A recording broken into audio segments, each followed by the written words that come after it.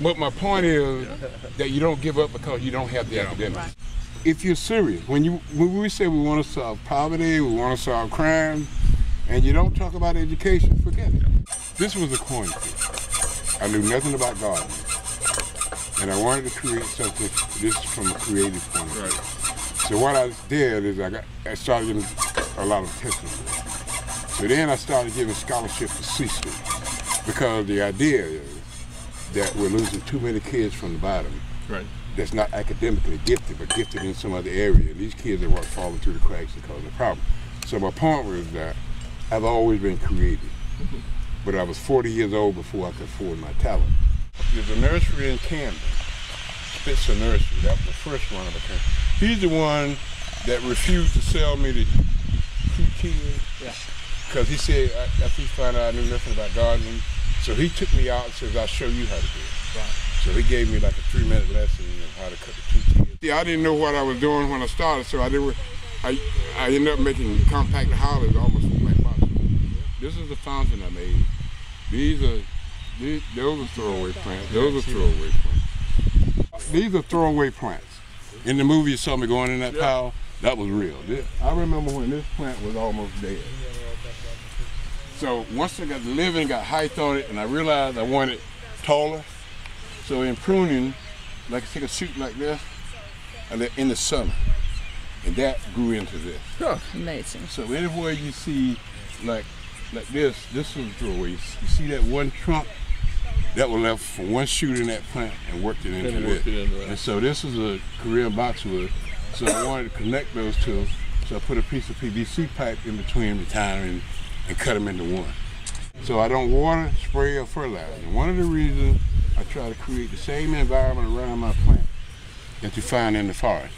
Nature has this natural organic recycling process. Everything decays and goes back to the soil. So I use pine straw mulch. Now, I trench around. Number one, it looked nice. Number two, when it rains, the water runs off, soaks back under the pine straw, and it holds the moisture. The other thing is that when you trench around trees, you don't have roots in the yard where you hit with the lawnmower. Because once the surface roots go beneath the trench, they don't come back up.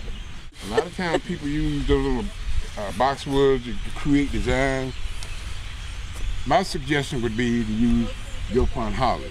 They're not much larger today than they were 16 years ago. $2 each for these plants. For instance, this is that Yopon holly. And I think there's a design plant here and one here. And this design from here to all the way to the end came from 2 little small plants here. They're pruned into what I want. And that's why you can't wait until the plant decides and then decide I want to cut a shape. You got to start from day one.